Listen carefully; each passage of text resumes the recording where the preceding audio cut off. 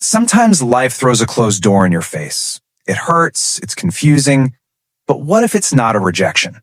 Today, we're going to explore that idea. The silent mercy that's sometimes hidden behind those very doors.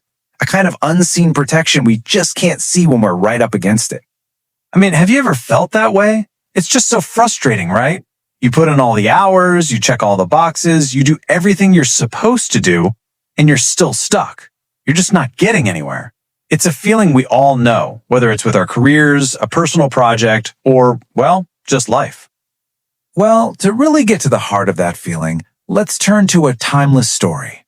It's a simple one, but it's all about patience, trust, and finding that little bit of wisdom that's so often hidden inside our biggest disappointments.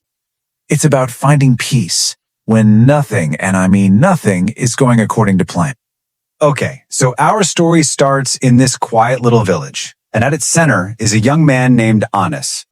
Now, Anas's story is really about two things: his incredible effort and the crushing disappointments that just kept coming, one after another, testing everything he believed in. So just picture this village for a second. Clay rooftops, soft morning light, the seasons just rolling across the fields. And in this village lives Anas. Now, this guy worked harder than almost anyone. He was up before the sun and worked till long after it set. But inside, he was just stuck. He saw his friends moving on, building their lives, and he felt like he was constantly being left behind. You could almost hear him asking himself, "What am I doing wrong here?" And listen, this wasn't just in his head. It was a real brutal pattern. One year, a flood just wipes out his entire crop right before the harvest. Can you imagine? The next year, the little savings he'd managed to scrape together, stolen. It felt like every single time he took a step forward, something would just knock him 2 steps back. It was relentless. So one night, his heart just heavy with it all, he finally opens up to his mother. Then she looks at him and says something so simple but so profound. "My son, not every closed door is a rejection. Sometimes it is protection." He heard her, but his heart was so bruised, he just couldn't grasp it. Protection? Protection from what? The words just kind of hung there between them. And then it happened. An opportunity came along that just felt different. This wasn't some small thing. This felt like the chance, the one that was going to finally break that awful cycle and change everything for him. See, this wealthy merchant comes to the village looking for young, ambitious guys to join a caravan to a far-off city. A city that promised success, a new life, gold. For Anas, this was like a direct answer to every prayer he'd ever whispered. Hope just surged through him. He thought, "This is it. This is my door. It's finally opening." So there he is, right at the edge of the village. Bags packed, ready to go. You can just feel the excitement in the air. And then, bam, out of nowhere, this sharp, searing pain shoots up his leg. He stumbles, and he falls, hard. He tries to push himself up, but his leg just buckles underneath him. He literally can't move. The merchant, well, he's on a schedule. He's not waiting. He just says we can't wait. And that's it. The caravan moves on without him. And Anas is just left there, sitting in the dust, watching his one great hope, his dream, just disappear over the horizon. It wasn't just a closed door anymore. This one was slammed shut right in his face. And that's the crushing part, isn't it? The dream of this new life was so close he could almost touch it. But his reality?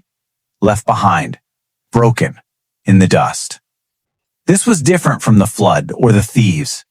This time, something inside Anas really, truly broke. He managed to get back home, and while the pain in his leg started to fade, the pain in his heart just got worse. He sat in silence for days, just completely numb. But then, that heavy silence was about to be broken by some news. News that would completely flip his world upside down. Yeah, a few days later, a traveler stumbles into the village, looking absolutely shattered. And the news he brought, it just spread like a shockwave, silencing every single home. The caravan, it never made it. It was ambushed by bandits in a mountain pass. everything and everyone was lost. And in that one horrifying moment, Anas's greatest, most painful failure was revealed for what it really was, a silent mercy. That fall, that closed door, it had saved his life. You can just imagine him sitting with his mother that evening, the sun setting, and he truly understood what she had told him. The tears started to fall again, but this time they weren't tears of sadness or frustration. They were tears of just overwhelming gratitude. What he thought was his biggest loss was actually the greatest mercy. The door wasn't a rejection. It was his protection. So what's really amazing is what happened after this. This wasn't just a moment of relief for him. It completely changed him from the inside out. Life didn't suddenly get easy, of course, but the way he approached it, that was transformed. He went back to his fields, but now he worked differently. He still worked hard, of course, but that desperate anxiety was gone. It was replaced by this quiet trust. Think about it like planting a seed. Before he was anxious, always checking, hoping for a quick result. Now he planted with a calm patience, trusting the process. He stopped fighting against the flow of things and started working with it. And that year, his harvest was bigger and better than he could have ever dreamed. And this just became his new way of living. If a plan fell through, he didn't immediately rush to despair. Instead, he'd just pause. He'd remember the caravan, and he'd trust that there was some wisdom at play that he just couldn't see yet. Setbacks weren't punishments anymore.